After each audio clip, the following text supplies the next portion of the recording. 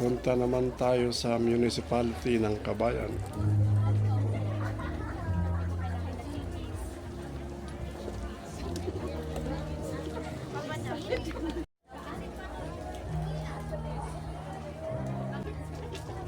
Andyan pa rin yung famous coffee, mga barako.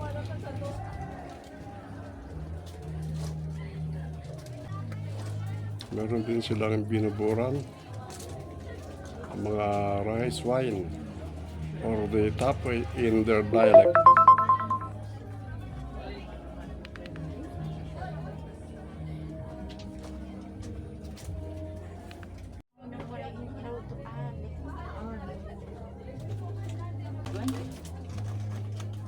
Ito yung smoked pork.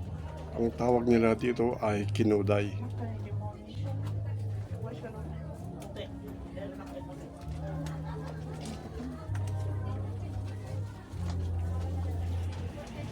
Mga chili paste at mga chili powder. Ang namin siya,